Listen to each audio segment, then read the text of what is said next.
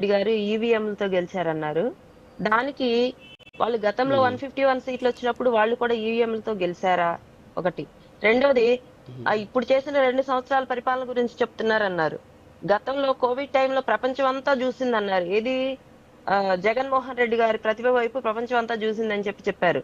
దానికి నేను అడుగుతాను, పారాసెటమాల్ టాబ్లెట్ వేయమన్నందుకా లేకపోతే కోవిడ్ తో సహజీవనం చేయమన్నందుకా దానికి ఆన్సర్ చేయాలి. ఇకపోతే ఆ ముఖ్యంగా ఇప్పుడు కూటమి ప్రభుత్వం 3 ప్రధాన గ్రోత్ ఇంజిన్లుగా ఆంధ్రప్రదేశ్‌ని అభివృద్ధి చేస్తూ వెళ్తుంది. దాన్ని నేను ప్రస్తావిస్తాను. ఎందుకంటే ఆయన విమర్శిస్తున్నారు. దానికి చెప్పడానికే ఇక టైం సరిపోతుంది. మా వాళ్ళు ఆల్రెడీ కౌంటర్ చేస్తూనే ఉన్నారు కాబట్టి నేను చెప్తాను.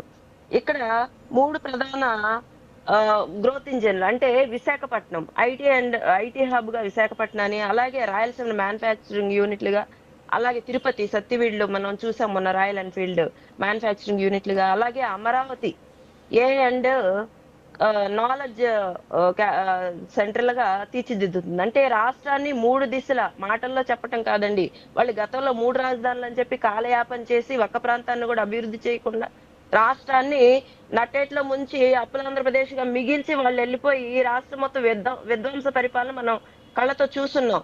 కాబట్టి ఇప్పుడు మేము 3 ప్రాంతాల అభివృద్ధిని మూడు మూడు ప్రాంతాల్లో కూడా అభివృద్ధి చేసుకుంటూ అవే ప్రధాన గ్రోత్ ఇంజన్లుగా మేము చూపించడం కాదు, చేసి చూపిస్తున్నామండి. ఇది ప్రజల యొక్క కళ్ళల్లో కనపడుతుంది. కూటమి ప్రభుత్వం చేస్తున్నటువంటి అభివృద్ధి ప్రజల యొక్క కళ్ళల్లో కనపడుతుంది. ప్రజలే దానికి సమాధానం చెప్తారనేది వెంకటేశ్వర్ల గారి అభిప్రాయం. ఇకపోతే ఇక్కడ ఉన్నది హ్మ్. మనం చూసింది గతంలో ఒక అరాచక పరిపాలన. ఇప్పుడు కూడా ఆ అరాచక శక్తులు ఇష్టారాజ్యంగా విజృంభించి నిన్నటికి నిన్న డిఎస్సి కానివ్వండి, వీళ్ళు అసలు డిఎస్సి గురించి మాట్లాడతారండి? టీచర్స్ ని తీసుకెళ్లి బార్ షాపుల దగ్గర పెట్టిన వాళ్ళు వీళ్ళు డిఎస్సి గురించి, టీచర్స్ గురించి మాట్లాడతారా? టీచర్ పోస్టుల గురించి మాట్లాడతారా?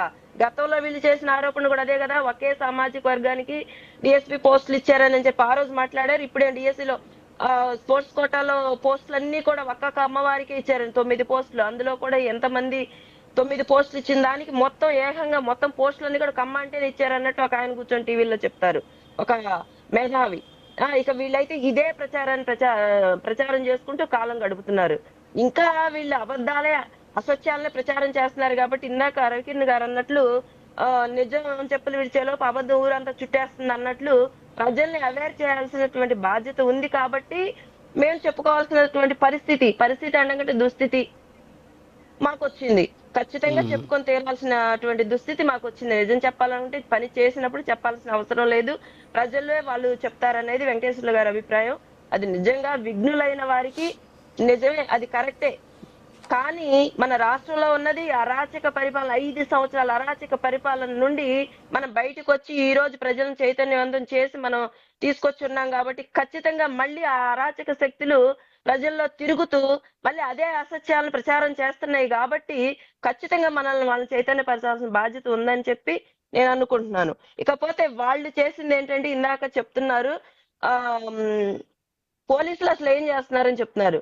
కొంచెం నాకు సమయం ఇస్తే వైసీపీ హయాంలో పోలీసు వాళ్ళు చేసినటువంటి కస్టోడియల్ టార్చర్ గురించి